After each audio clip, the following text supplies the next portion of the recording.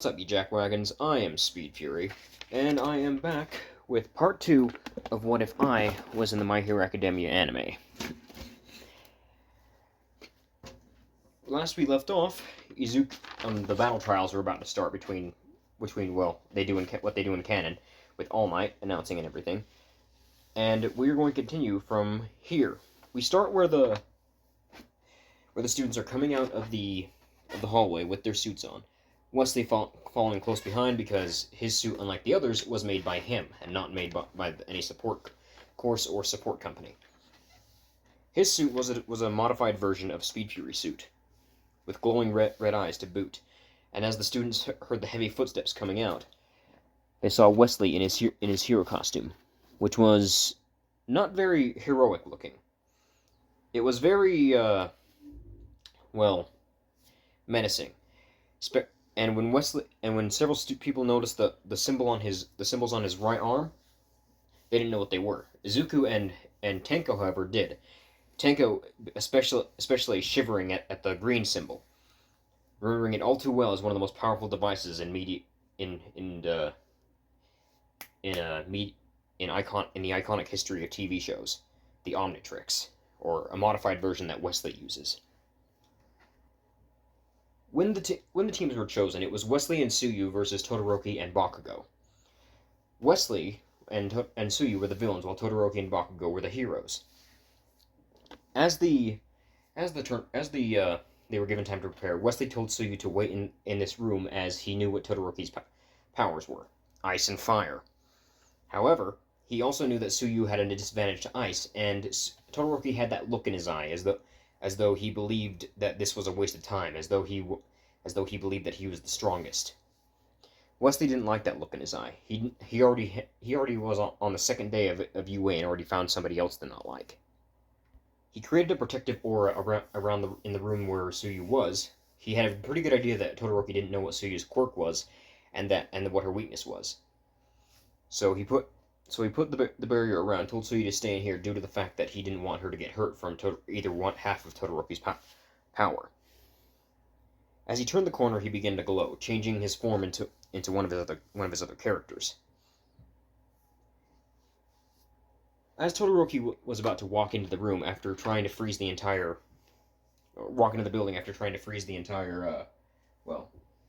building, he noticed a shadowy figure walking out of the not a shadowy figure, like a figure walking towards him from inside the building. The figure was clad in a multicolored armor that was very reminiscent of a samurai. The swords he wielded were one made of purple crystals and another made of ice. As he walked forward, the ice beneath his feet began to disintegrate as though he had full control of it. Todoroki shot another ice ball at him, only for that to disintegrate before he could get close to him. The man kept walking forward and addressed Todoroki. "Your ice powers won't work on me.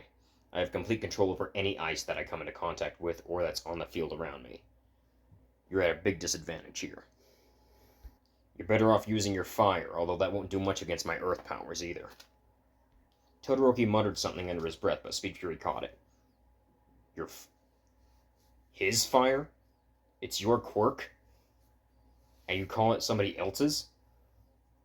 If you're here honestly thinking that, well, you can get by with just half your power, then honestly you don't deserve to be here. Todoroki then shot another wave of ice towards Wesley, but it disintegrated again. "You've tried that several times now. The least you could do is try something else." Todoroki just stood there for a second, not knowing what to do. This guy could easily just erase his ice the instant he tried to shoot it at him. Wesley, seeing this, capitalized on the opportunity. "No? Fine then." Before Todoroki could even react, Wesley was in front of him, hitting him in the gut so hard that he lost consciousness before wrapping the capture ties around him. He then deactivated his transformation, reverting back into his hero suit.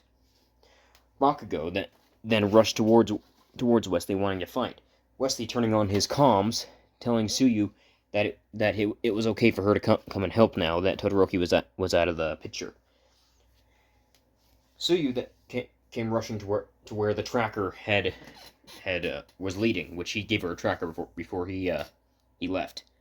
I didn't cover that, but that's what he did. but I'm covering it now as kind of like a flashback. As Bakugo rushed towards Wesley, he was delivered a punch in the face from one of Speed Fury's Wesley's gauntlets. Him not really caring how much it hurt. Bakugo then glared at him, yelling about how he'll be the #1 hero and how nobody's better than him and all that garbage. Wesley was kind of tuning him out, not really caring what he said, and then began to become a blue and black blur, bouncing off wall to wall, punching Bakugo every so often and kicking him even so. He was talking to Bakugo while he was doing this. You know, for somebody who wants to be a hero, you act a lot more like a villain, and I'm supposed to be the one playing the villain. After he hit him multiple times, he kept hitting him multiple times as he kept ricocheting back and forth. Every time Bakugo attempted to land an explosion on him, it just didn't work because he was still coating himself in the ghost-type aura. You like this move? It's one of my favorites. It's one of the ones I came up with. I call it Sonic Soundbreaker. And while the name sounds more like it would be a Sonic Boom Punch, it's more along the lines of me breaking the sound barrier multiple times and hitting you on multiple angles. You can't touch me, and even if you could, your powers don't work on me. Behind you, Bakugo then turned around, expecting that Wesley was going to be there, only to see nothing, for then to get hit in the back by 2 feet before he was launched down the other end of the hallway. He looked back expecting to see Wesley there, but instead it was Tsuyu, who had just landed from jumping into him into a, double kick in the back. Out of my way, frog legs! That bastard needs to be taught his place! Bakugo said to the rather not impressed Tsuyu. Tsuyu then jumped towards him again, as he was expecting to counter her with one of his explosions, only to be shocked as his hand was pulled away from her by Wesley's tail, who had now gotten behind him without him noticing, and him getting kicked in the face by Tsuyu again. Sorry, not again, getting kicked in the face. Bakugo, getting annoyed, got ready to fire one of his grenade gauntlets, which he successfully pulled off, only for Wesley to jump in the way and protect Tsuyu by wrapping his body around her due to the fact that he knew she wouldn't be able to take that much heat. Luckily, Wesley's suit was immune to fire, and he could make a barrier around himself and anybody who was currently, physically touching him. Wesley then turned around, looking at Bakugo with the glowing red eyes on his helmet narrowing at him. You could have killed her, he said in a low growl. But I didn't, said Bakugo. I knew you'd jump in the way. And what if I didn't? Said Wesley. Bakugo stopped for a minute. You're supposed to be the hero here. I'm supposed to be the one playing the role of the villain.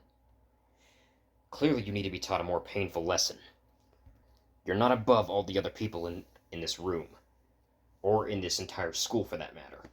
You're not the center of everyone's universe. You're not the most important person on this planet, and you're not the god. You want to see what fighting a villain's really like? Fine. Maybe I better become one to show you what it's like. Speed Fury wasn't actually transforming into a villain, per se. He was turning into somebody who was pretty close to what a villain would be. This villain in particular was one of the villains he created for his little stories that he made every now and then. One of his own original characters. Of course he had made villains to go with the characters in his story. You can't have superheroes that protect all of reality without having a villain for them to fight. This villain in particular, or I guess more along the lines of anti-hero, was a shadowy monster with a yellow outline around his body, known as Lightning Rod. He had no discernible features besides the glowing purple eyes and the sharp teeth in his mouth. Other than that, you could physically see his massive body, and the massive swords he carried with him. You want to be a hero so bad? Then let's see you take down this villain, said Wesley as his voice changed into a more menacing tone as he turned into the character Lightning Rod. The shadowy presence loomed over Bakugo. Bakugo trying to shoot an explosion, but it did nothing. The villainous creature looked down at him before launching itself towards him and grabbing him Bakugo by the face, slamming the back of his head into the nearest wall, before dragging him down the hallway while his head still pressed against the wall. You like manhandling people? Let's see how you like it! Shouted Lightning Rod as he slammed Bakugo's head into the wall repeatedly as he kept dragging it. Wesley then threw Bakugo down another hallway, making his body bounce several times before it finally started to slow down, only for him to then appear at the other end of the hallway and kick Bakugo into the ceiling. Before Bakugo could hit the ground, he was grabbed by the leg and slammed repeatedly back and forth, floor to floor, wall to wall, even the ceiling, and almost out the window. The students who were watching this were horrified, except for Izuku and Tenko, who had seen this character before.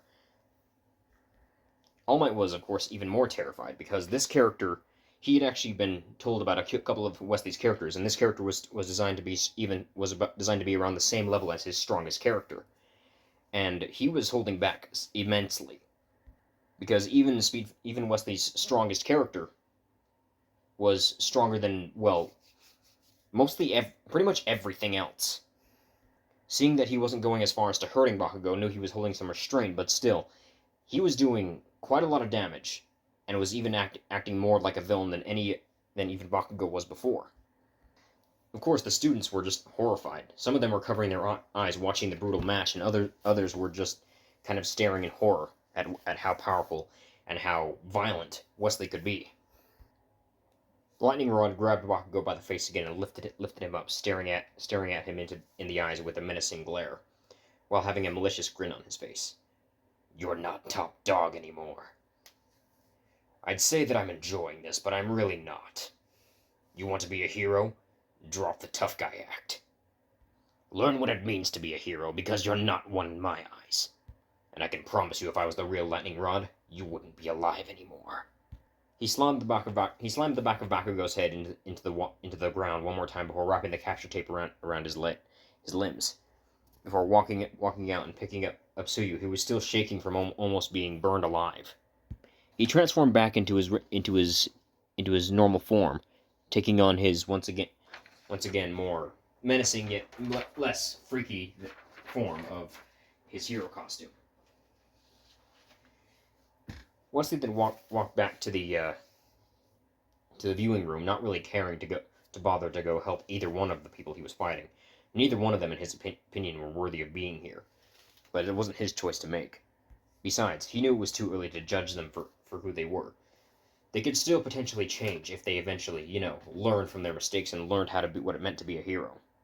Several students stared in mostly horror at Wesley's return, carrying Tsuyu in his arms, before they all then eventually decided to snap out of it, with All Might being the last one to snap out of it with how actual kind of traumatized he was by that.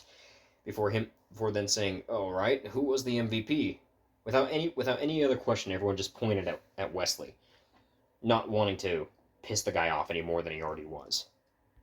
"I beg to differ," said Wesley. "Nobody was the MVP of that match." Everyone looked at him before Wesley explained. For starters, Todoroki went off expecting to win right off the bat, so he's definitely not the MVP here, and he was defeated the first. Bakugo was going in thinking that, not really thinking and trying to, I don't know what he was doing. He's an idiot. So he's obviously not the MVP. Tsuyu froze in the middle of battle and didn't really get to do much, so she's not the MVP either, and that's not really her fault. Not to mention Bakugo tried to, literally blow her up. And then I think I went a bit too far with Bakugo's treatment. Not gonna lie though, I still think he deserved it.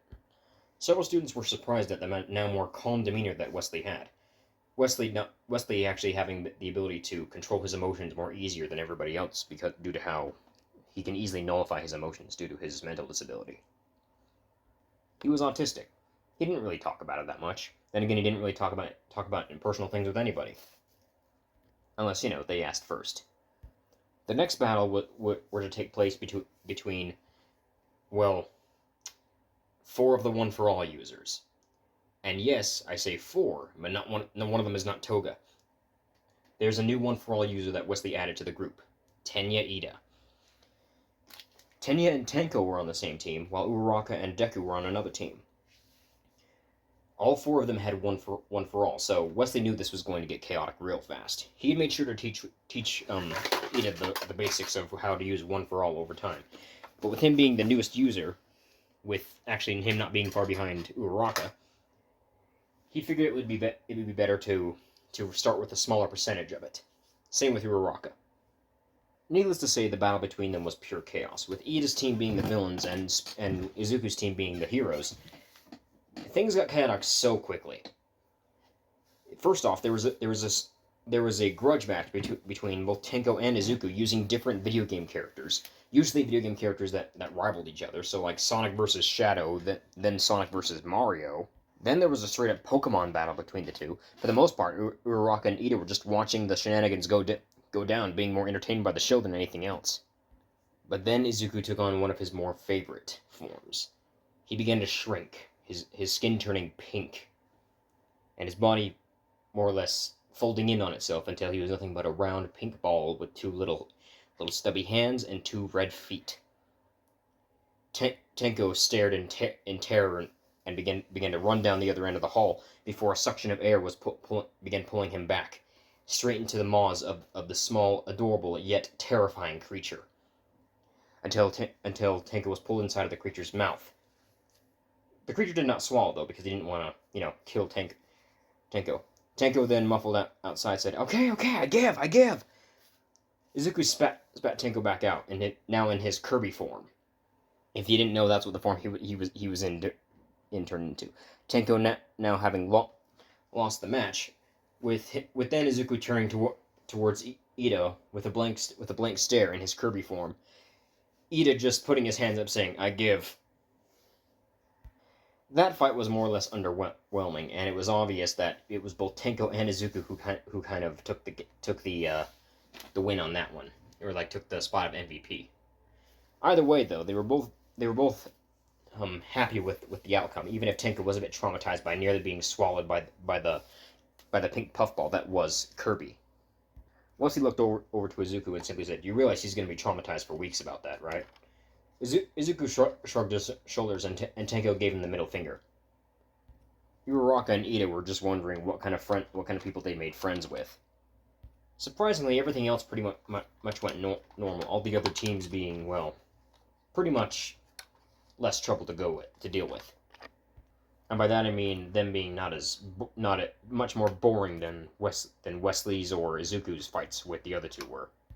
The next day at lunch, all the students were just sitting down eating. Izuku noticed that Wesley was nowhere to be seen until he saw him and Tsuyu sitting at a table with the rest of the girls. Izuku wondering what was going on, he walked over and asked Wesley why he was sitting with all the girls and not the guys. Wesley simply responded with, "I get along better with girls." Izuku, not really knowing how to react to that, just simply nodded and walked away. Wesley continued his conversation with the girls. They asked him about his quirk and what it was called, or what it was at all. Wesley responding with, "Broken. That's what it is. Broken." Yajirozu, then being the curious girl she was, asked Wesley who made his suit. Wesley responded saying, "Oh, I made it. My power allows me to pretty much do whatever the heck I want and get away with it, without a lot of people knowing most of the time." He then further explained how his quirk actually worked, and the three aspects of it. He didn't bring up one for all, because he hadn't decided if any of them were worthy of also having a copy of it yet. It was then Mina Ashido that asked about the two characters he had used in the battle trial, the dark shadowy figure, and the crystal and ice guy that was in the samurai armor. Wesley said they were two of his characters that he designed, and that he could pull on their powers at any time he wanted. Tsuyu, then being blunt as ever, pointed out how Tenko, Izuku, and Wesley's power all had a similarity in the whole media aspect of the quirk. Wesley then responding with, he simply had actually given those two the same video game powers that he had. All the girls stared at him in shock, before quietly saying, "You can give people quirks?" Wesley said, "Yeah, I can. It's more along the lines that I don't give them quirks. It's that I make new powers for them, or give them a copy of one of my powers." Surprisingly, it was Toru that asked the next question, wondering if Wesley could give people the powers of some of his characters. Wesley said yes, he could, but he chooses not to because they could possibly alter their personality to fit that character, and that would basically be changing somebody into somebody else entirely, which he really didn't want to do. They then asked to see some of his drawings, and he showed them, and some of the creatures caught their eye, specifically the creatures that looked to have similarities with some of the characters that he made. Yajirozu then asked if he could potentially give people the powers of the creatures and not the humans, and if that would change their personality. Wesley said it won't change their personality, but it'll change the way they look in appearance. their bodies pretty much altering themselves to fit the creature, and because these creatures are powered by a mystical force that he created, their bodies may also change. Then Jiro asked what he meant by that. Wesley said all the female characters more or less have the exact same body type in his series, and the same with all the male characters. It's because of the fact that whenever they get these Omniforce powers, as he called them, their bodies changed, with their height growing up to nearly some of them can grow up to nearly 10 feet tall in height. As for the females, their bodies became more physically fit and more, well, attractive. This wasn't something he had actually meant to do in his drawings. It just is how they turned out, and he just decided to roll with that. Suyu then asked if it would make somebody like her look more normal, and Wesley looked at her wondering what she meant by that. And Suyu then pointed at her mouth and eyes, saying that she had more frog-like features than a regular human did, not to mention her hands being rather large. Wesley said that the only way that somebody's physical appearance and facial features could change is if, for one, they had a completely different body set before they had gone through the transformation, or if they were infused with a frigid demon. Momo then asked what's so special about a frigid demon. Wesley then said, well, a frigid demon usually take on the appearance of somebody else in the world. Usually, another takes on the appearance of one of my characters. In your guys' case, I don't know how that would work. And then he then responded by saying, for instance, Suyu could possibly take on some of the traits of maybe Mina or Momo. We don't really know. Wesley then realized they were trying to go somewhere with this, and he asked them what their reasoning was for wanting to know so much. They wanted to know if they could potentially get those kind of powers, and if they would like possibly alter their body too much. Wesley responded saying, if you don't have a problem being super tall. Wesley said, giving people Omniforce powers is completely random, but there are attributes of the creatures that they're infused with that sometimes translate over into the person. For instance, Frigid Demon's immunity to anything cold. Or the fact that Inferno Demons can't change their clothing. They can try, but it will just revert back into whatever clothes they were wearing before. Any new clothes they put on just changes back to the clothes they were wearing. Or the fact that War Demons have an unusual bloodlust, like they love to fight. The girls asked why do only the demons have that drawback. Wesley said, I tried to go with the theme for all the demons. With the Inferno Demons, I made sure all their names had coincided with the color of their skin. The Frigid Demons were all ice-themed and had ice-themed names, or like Christmas-themed names sometimes. The War Demons all were battle-hungry and all had, well, they were all based off characters that he didn't design. And then the Shadow Demons were all like pretty much just black shadowy figures. Suyu then spoke up, asking if Wesley could give her Frigid Demon abilities. Wesley then looked at her in shock and asked, why would she want that? It would change how she looks and overall what makes her, well, her. She said not to like just turn her into another character, just give her like Frigid Demon power. She wanted to be able to go out in the cold and be able to, hang out with her friends in the cold without having to put layers and layers of clothing on.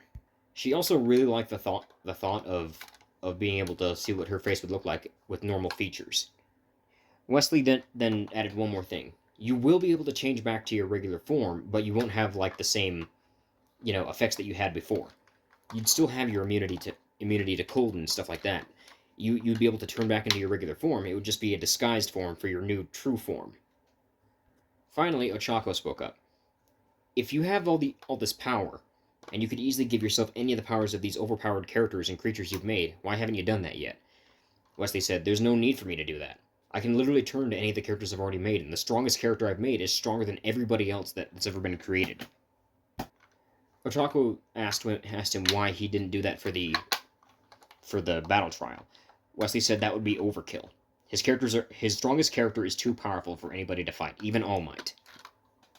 He said there's no reason for me to have to fight somebody in my strongest form if they can't take that strongest form. Besides, I don't want to accidentally kill somebody. It was then that Wesley's eyes were covered by two pale hands.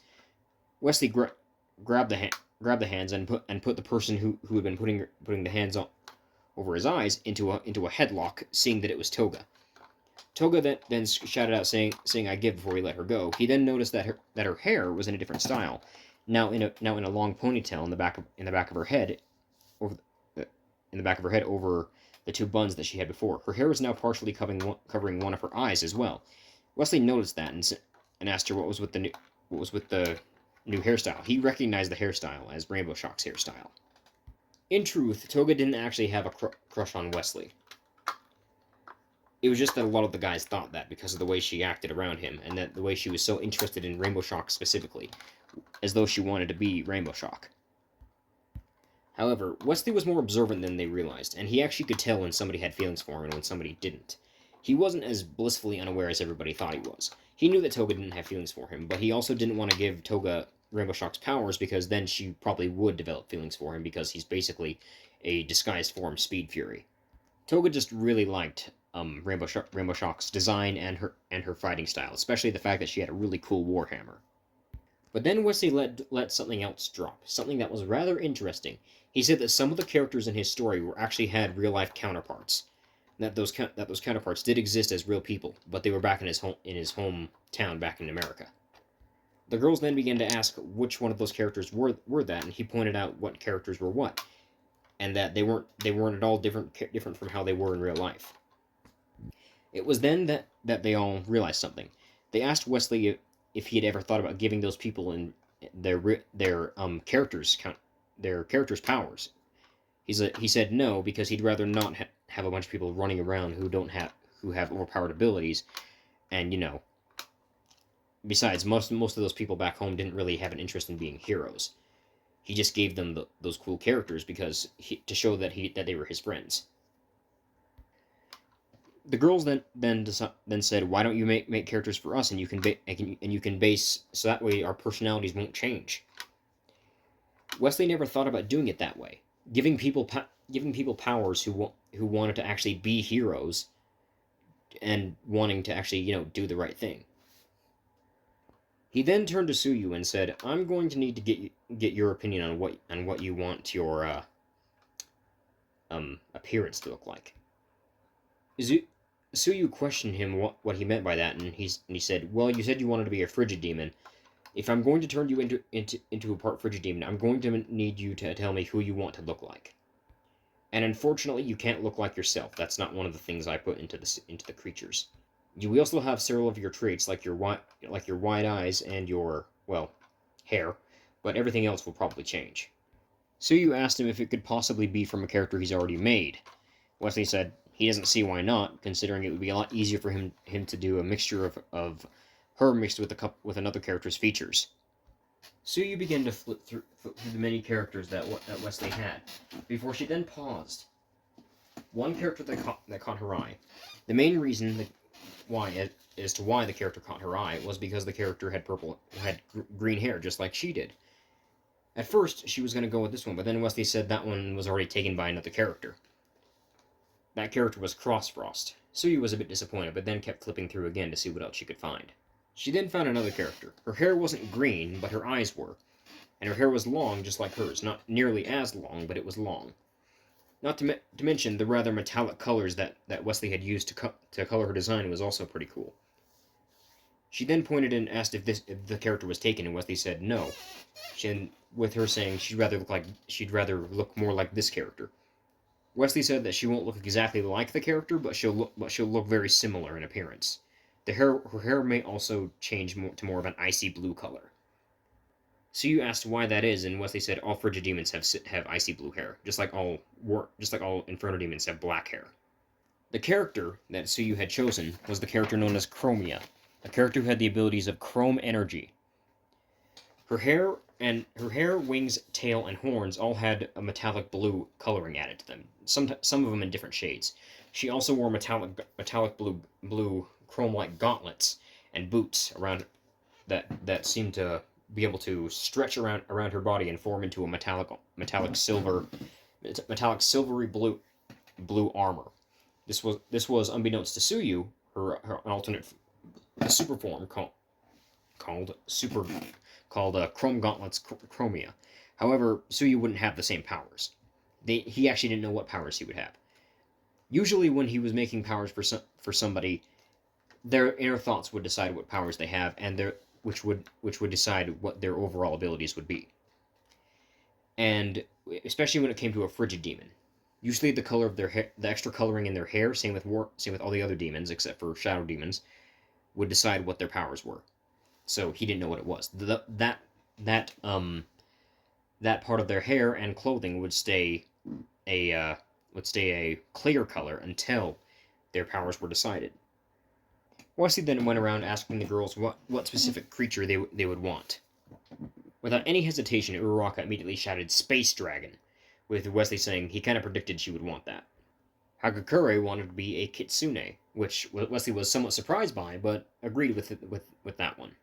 Toga, to no one's surprise, went with a vampire, which of course didn't surprise Wesley, but luckily the vampires in his series weren't the same as vampires in other people's stories.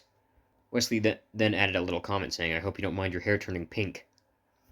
Jiro decided to go with a Turbo Dragon, due to the fact that she liked how metal it looked, with the fact that it had wheels coming out of its body and exhaust pipes on its back instead of wings. He also mentioned to them that their hair might grow out a bit longer. They asked him what he meant by might, and Wesley just simply responded, "It kind of depends on the transformation." He said he doesn't really determine the length of the hair. He just determines like what their powers are, but whatever powers they get, I guess whatever determines however long their hair ends up. He didn't really know the concept himself, despite the fact that he created the series. Mina shouted out that she wanted a poison dragon, which did not surprise Wesley in the slightest. He just hoped that her personality didn't become more toxic after getting the powers, like a certain character he made. After a minute of deciding on what she wanted, Yajirozu eventually decided on an Inferno demon. Wesley then asking if she was sure about that, considering the Inferno demons didn't exactly have the most modest of clothing, especially in the fact that they were meant to be the fan service characters. Yajirozu said that she already needed to have skin exposure anyway, and that it would be more interesting to be able to, well, be taller. Wesley responding with, "You're already the tallest person in the class." In reality, Yajirozu just wanted to see what would happen if she got what kind of her clothes would change into. Wesley said he'd try to get on those designs to the best of his abilities. But before he could finish talking, the alarms went off. A lot of the students began to panic before Wesley then transformed into one of his other characters. Button again, so here's part 3, I guess. Anyway, Wesley transformed it into a large robotic form that looked similar to Speed Fury, but not quite. The form then picked up all the girls in one hand and lifted them up away from the other students. He then began to look around for the other students before he then thrust his hand out and lifted all of them up above the crowd with the same powers that Speed Fury had. Seemingly, this character was another one of the many clones of Speed Fury that Wesley had made. Wesley then looked out the window to see a group of reporters had broken in somehow. He didn't know how, because the gate was still up, which was confusing to him. He then noticed that part of the gate had seemingly been, or part of the wall next to the gate had seemingly been broken down somehow. He didn't know how, but it looked like the wall had pretty much been punched down. It was very worrying to Wesley. Wesley then lifted one of his heavy feet and stomped hard enough for the ground to shake, knocking all the students out of their panicked frenzy. "It's the media, you idiots," said Wesley in his large robotic voice. "Look out the window." They all looked to see that it indeed was just the media. With Ida then saying that he knew it was right to choose Wesley as the class president. Yes, earlier they had done the class president. I skipped over that because I didn't see it as that important, but Wesley had been voted as a class president due to how strong he was and how much of a leader he already seemed to be. Meanwhile, the teachers outside were examining the broken parts of the wall with worry, wondering who could have done this, and how did they do it and then just seemingly disappear. Something else was going on here, and Nezu didn't like it. Unbeknownst to them, Wesley was actually watching as well, using the abilities of one of his other characters to hide with invisibility. I better prepare for what's coming, because I'm not sure what this is about, but it can't be anything good. And that is where we will end this episode for today. If you guys enjoyed, like and subscribe. I will see you for the next one. Or, don't like and subscribe. I don't really care.